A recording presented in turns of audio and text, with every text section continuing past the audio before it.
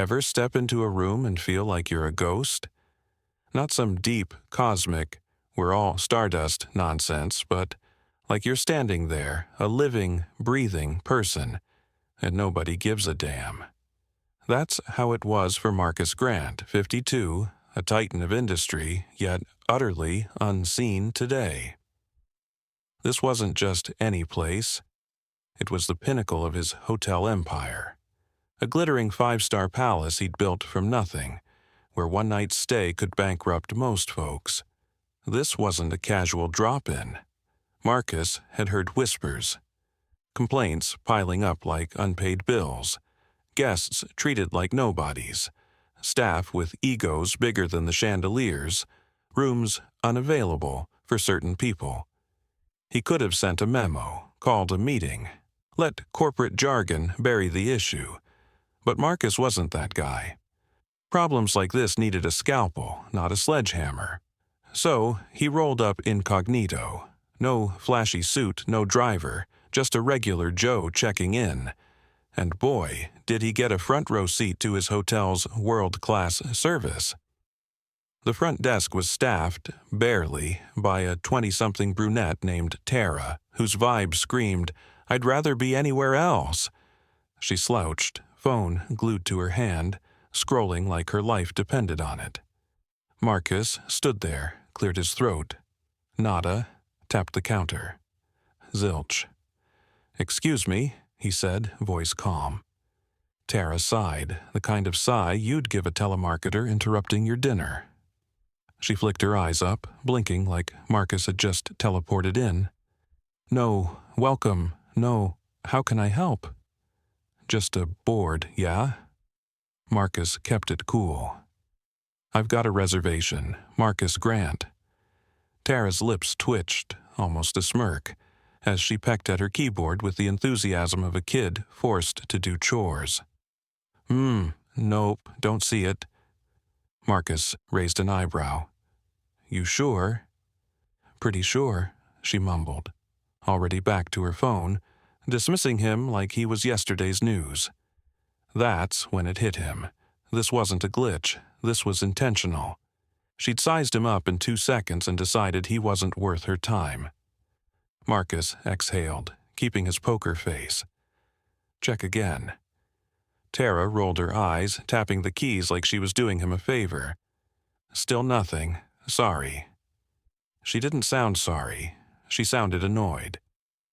Marcus pulled out his phone, scrolling to his confirmation email. "I've got it right here." He showed her the screen. Tara barely glanced. "Yeah, well, the system's never wrong." "Neither's my email," Marcus shot back. Another sigh.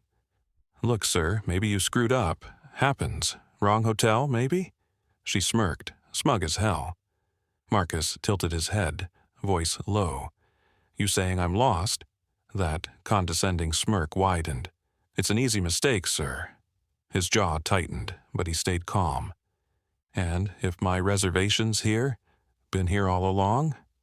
Tara shrugged, unbothered. "Then the system's busted." Marcus knew his system. Rock solid, no glitches. This was human error, and not the innocent kind. Her refusal to check again, the way she dodged his eyes, it wasn't about a booking. It was about him. She'd judged him unworthy in a heartbeat. Marcus had seen this game before. Customer service with silent rules, where some folks get VIP treatment and others get the boot. Usually, he'd let it slide, pick his fights. Not today. He pulled out his second phone, the one with full access to the hotel's internal system. A few taps, and there it was. His reservation, booked and confirmed. Then he dug deeper. Activity log, reservation manually canceled. By Tara, front desk clerk, jackpot. Marcus glanced at her name tag, hiding a grin. Game on. "Tell me, Tara," Marcus said, voice smooth as silk. "What happens when someone deletes a reservation?" She barely looked up from her phone. "It's gone. No biggie," he nodded. "And who can do that?" "Front desk, duh," she said, then froze, sensing trouble. "Like you?" Her eyes flicked up, wary. Yeah, why?" Marcus spun his phone around, showing the log. Her name, her deletion. Tara's face drained of color, her fingers twitching like she'd been caught stealing. She was trapped, and she knew it. Marcus leaned in, voice low.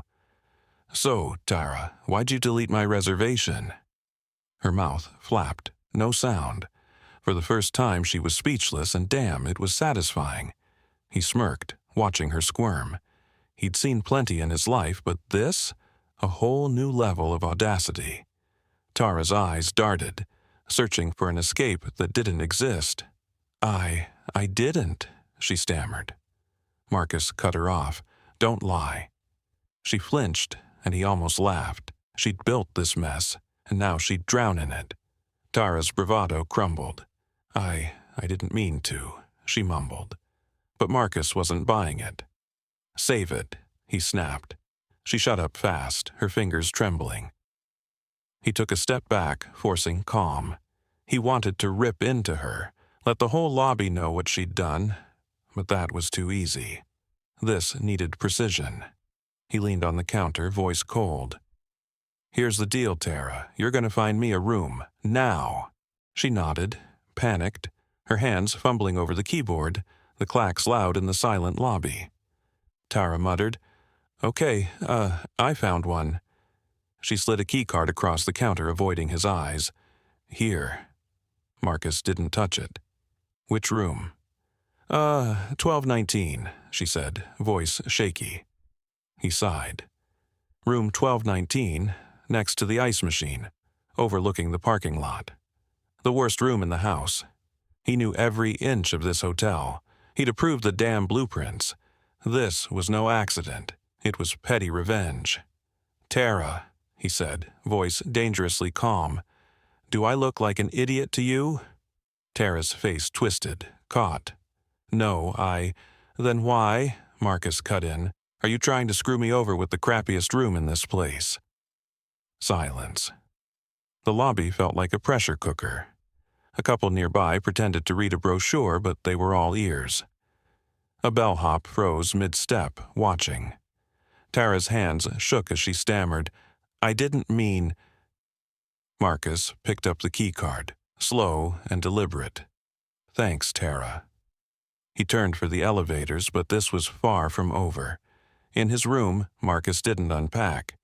He grabbed his laptop and got to work. This was his hotel, his legacy, and someone had the nerve to treat him like a nobody. Time to dig. He pulled up internal records, guest complaints, staff issues, manager reports. Tara's name was a constant. Ignored complaints, rude behavior, system errors that only hit certain guests. She wasn't just incompetent, she was toxic. Yet she was still here. Why? Marcus kept scrolling, hunting for the real culprit. There it was. Derek Holt, the manager. A 40-something yes-man who'd rather kiss ass than do his job. Complaints about Tara, ignored. Guest issues, swept under the rug. Derek was the kind of guy who'd sell his own kid to avoid a tough call. Marcus smirked. Tara was a problem, but Derek was the enabler. He'd let this hotel rot while cashing his checks. Marcus shut his laptop and headed back to the lobby. Tara thought she'd dodged a bullet. She was dead wrong. The lobby was quieter now, but tension lingered. Tara was at the desk, probably praying Marcus was gone for good. He ignored her, striding straight to the manager's office. No knock, no warning. Derek, balding and sweaty, looked up from his desk, startled. "Mr. Grant, what a surprise!" His voice was pure panic. Marcus closed the door, leaning against it. "Cut the crap, Derek. We need to talk." Derek swallowed hard, already sensing the storm. "Of course, sir. What's the issue?" Marcus crossed his arms. "You know what's going on at your front desk?" Derek blinked, playing dumb. Everything's fine, I think." "Wrong move." Marcus grinned, cold. "I had my reservation deleted. By your star employee, Tara." Derek's face went ghost white. Deleted? Who? Take a guess, Marcus said, voice dripping with sarcasm. Derek stammered. Tara? She's had issues, but... Issues? Marcus laughed, sharp. She's a walking lawsuit, and you've done nothing. Why's she still here, Derek? Derek looked like he'd rather jump out the window than answer. I thought she'd improve. More training, you know? Marcus snorted. Training? She's not a rookie screwing up coffee orders. She's sabotaging guests and you let it slide. Derek's shoulders slumped, defeated. I didn't want to rock the boat. Marcus leaned forward, voice low. Your boat's sinking, Derek. The manager's face was a mix of fear and shame. But Marcus wasn't here for apologies. He was here for blood, figuratively, of course. Marcus straightened, his tone icy. Here's how this goes, Derek. You're gonna walk out there and fire Tara, right now, in front of everyone. Derek's jaw hit the floor. Right now? But now, Marcus repeated, unyielding. Derek hesitated, then nodded, realizing he had no choice. Marcus followed him to the lobby where Tara stood, oblivious to the hammer about to drop. The air was thick with anticipation. Guests, staff, even the bellhop, all sensing something big was coming. Derek shuffled to the front desk, looking like a man headed to the gallows. Tara, he said, voice trembling. We need to talk. She frowned, confused. What? Derek cleared his throat, glancing at Marcus, who stood nearby, arms crossed. You're fired, effective immediately. Tara's face froze, then twisted in fury. What? For what? She tried to argue, then cry, claiming it was a mistake. Didn't matter. Derek stood firm, barely. Marcus watched, a satisfied smirk creeping across his face. Justice, served hot. Tara's protests echoed through the lobby, but they fell on deaf ears. She shot Marcus a venomous glare, like he'd personally ruined her life. He just stared back, unfazed. Derek mumbled something about paperwork, but Tara wasn't listening. She grabbed her bag and stormed toward the exit, muttering curses. The lobby was silent, save for the faint hum of the air conditioning. Marcus nodded to himself. One down, but this wasn't over. The real rot went deeper, and he was just getting started. Marcus stood there, watching the aftermath. Guests whispered, staff avoided his gaze, and Derek looked like he needed a vacation or a new job. Tara's exit left a void, but it wasn't enough. This hotel, his pride and joy, had been tainted by negligence and bias. Marcus wasn't here to slap on a Band-Aid. He was here to rebuild. He turned to Derek, his voice low but firm. You're not off the hook, Derek, not even close. The manager flinched, knowing the worst was yet to come. Marcus watched Tara vanish into the night, her scowl burning with rage and shame. It felt good, but not complete. Firing her didn't fix the core issue. She didn't even know who just obliterated her career, and that gnawed at him. This wasn't just about one bad apple. It was about his empire's soul. Derek, still sweating, turned to Marcus. I handled it, sir, he said, voice weak. Marcus smirked. No, Derek, I did. You just showed up. Marcus's tone turned sharp. You know, Derek, I could fire you too for letting this place become a customer service dumpster fire. Derek's nervous laugh died fast when he saw Marcus wasn't joking. I'll fix it, Mr. Grant. I swear, Marcus raised an eyebrow. Cute, but I'm fixing this. He strode to the front desk, where the remaining clerks froze. Listen up, he said, voice commanding. Things change now, fast. A young clerk nodded, wide-eyed. Yes, sir. You with corporate? Marcus grinned. Something like that. Marcus grabbed the hotel phone, dialing his executive line. This is Grant, he said, voice steel. Shut this place down. Full audit. Every guest comped, every complaint reviewed, every employee vetted. If they can't hack it, they're out. Now. The staff gaped. A clerk stammered, "Wait, you're—" Marcus pocketed his phone, smiling. "Yeah, I'm Marcus Grant." The lobby went dead silent. A woman gasped. The young clerk's jaw dropped. Derek looked ready to faint. Marcus straightened his jacket, savoring the chaos. "Now I've got a business to save." In the elevator, Marcus felt the lobby's shock linger. They'd realized who he was. The Marcus Grant. His phone buzzed. Corporate, his board. Probably Derek begging. He ignored them, let them sweat. In his suite, he opened his laptop. First, Tara, blacklisted. She'd never work in his hotels again. Derek, on thin ice. One shot to prove he wasn't useless. Then, guest complaints. People disrespected, ignored, mistreated. That wasn't just bad business, it was personal. Marcus vowed every guest would be refunded, comped, and treated like royalty next time. A knock. Derek, pale as death. "Mr. Grant, please, I had no idea." Marcus leaned against the doorframe, arms crossed. "That's your problem, Derek. You had no clue what was happening in your own hotel." Derek gulped. "I can fix this, sir, I swear," Marcus smirked. "You fired Tara. Good start." Derek nodded, desperate. "Yes, just like you said." Marcus's grin faded. "Now, pack your bags, Derek. You're done."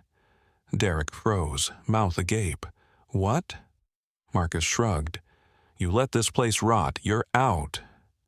Derek's face collapsed. "But, Mr. Grant, please, Marcus clapped his shoulder, fake sympathy.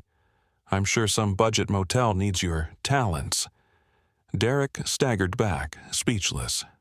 Marcus shut the door. No mercy. Second chances? Not for screw-ups who'd let his empire decay.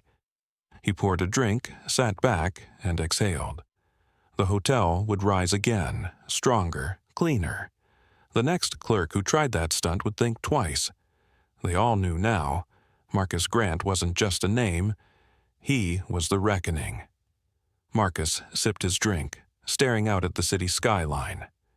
Tara was gone. Derek was history. And the audit was in motion. Every corner of this hotel would be scrubbed clean.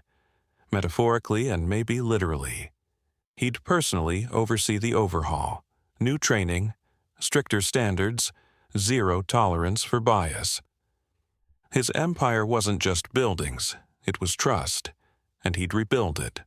The buzz of his phone went unanswered. Corporate could wait.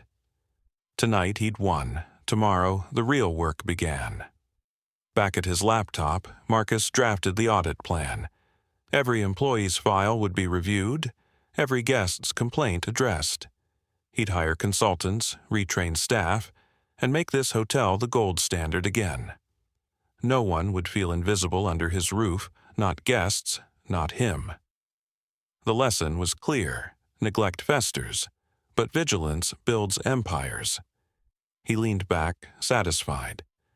The next time someone walked into his hotel, they'd feel like royalty, or they'd answer to him, and everybody knew who Marcus Grant was now.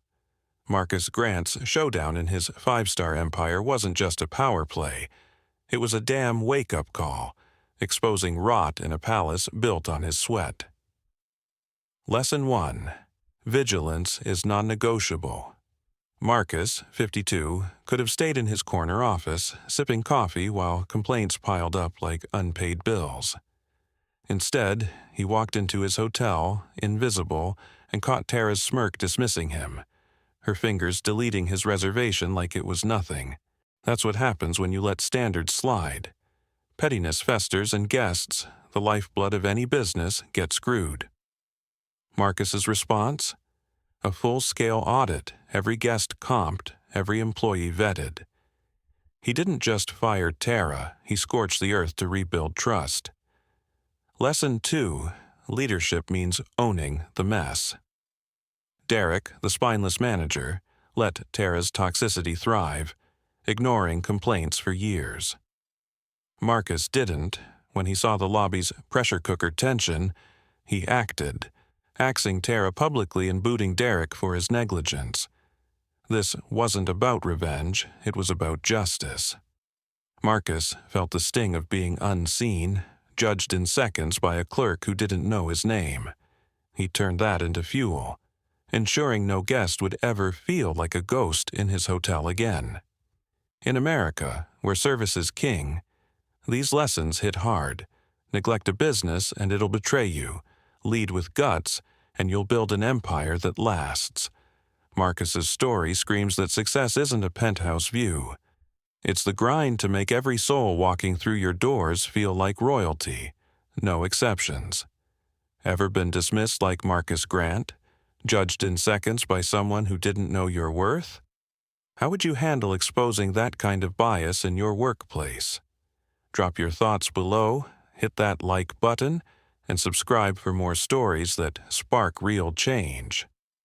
Let's talk leadership, justice, and building empires. Join our community to unlock more value and never miss a lesson.